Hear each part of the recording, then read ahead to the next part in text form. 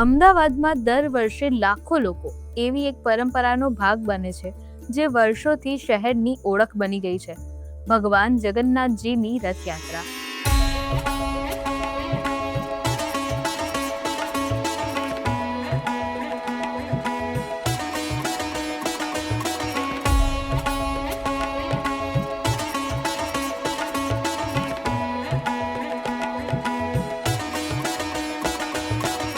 અષાઢી બીજની વહેલી સવારે જમાલપુરનું જગન્નાથ મંદિર ભક્તોથી ભરાઈ જાય છે। મંગળા આરતી પછી ભગવાન જગન્નાથ બહેન સુભદ્રા અને ભાઈ બલભદ્ર સાથે પોતાના રથમાં બેસીને શહેરના દર્શન માટે નીકળે છે। અમદાવાદની આ રથયાત્રા દેશની સૌથી મોટી રથયાત્રાઓમાંની એક માનવામાં આવે છે, પણ આ આખી યાત્રામાં સૌથી ખાસ સ્થાન માનવામાં આવે છે સરસપુર, કારણ કે વર્ષોથી લોકો સરસપુરને ભગવાન જગન્નાથનું મોસાળ માને છે અને આ પાછળ એક રસપ્રદ પરંપરા અને એક સ્થાનિક માન્યતા પણ જોડાયેલી છે। આજે જમાલપુરનું જગન્નાથ મંદિર મુખ્ય મંદિર તરીકે ઓળખાય છે, જે આશરે 400 વર્ષ જૂનું માનવામાં આવે છે। કહેવાય છે કે સંત સારંગદાસજી પુરીથી પ્રેરાઈને ભગવાન જગન્નાથજીની પરંપરા અમદાવાદમાં લાવ્યા અને પછી અહીંયા ભગવાન જગન્નાથ, બળભદ્ર અને સુભદ્રાની સ્થાપના થઈ। પછી વર્ષ 1878માં મહંત નરસિંહદાસજી મહારાજે અમદાવાદમાં પહેલી રથયાત્રાની શરૂઆત કરી અને ધીમે ધીમે આ યાત્રા આખા શહેરની ઓળખ બની ગઈ।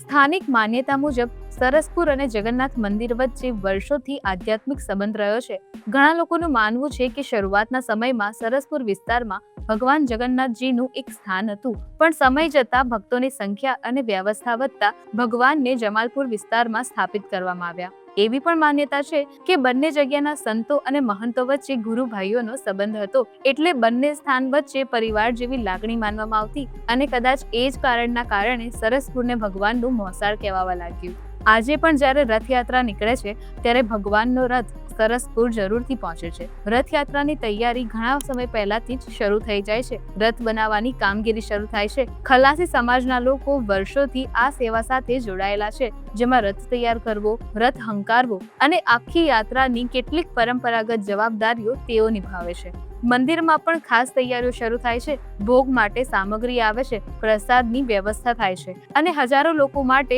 રસોઈ બનાવવાની તૈયારી પણ શરૂ થાય છે।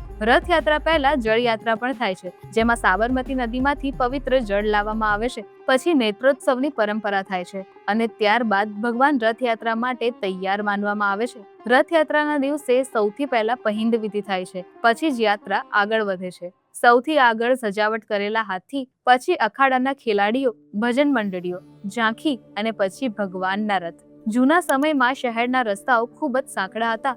લોકો ઘરની છત અને બારીમાંથી દર્શન કરતા અને રથ પસાર થવામાં કલાક લાગી જતા હતા। પછી ભગવાનનો રથ પહોંચે છે સરસપુર। અહીં ભગવાન માટે વિશેષ મહાભોગ તૈયાર થાય છે, હજારો લોકો માટે પ્રસાદ બનાવવામાં આવે છે અને ઘણા પરિવારો વર્ષોથી આ સેવા સાથે જોડાયેલા છે। રથયાત્રા દરમિયાન સરસપુરનો માહોલ આખી યાત્રાથી થોડો અલગ અનુભવાય છે, કારણ કે અહીં ભગવાનના આગમનને લોકો પરિવારના સભ્યની જેમ માને છે। આજે સમય સાથે યાત્રામાં ઘણું બદલાયું છે, સુરક્ષા વધી છે, ટેકનોલોજી પણ આવી છે, પણ વર્ષોથી ચાલતી આ પરંપરા આજે પણ એ જ રીતે જીવંત છે।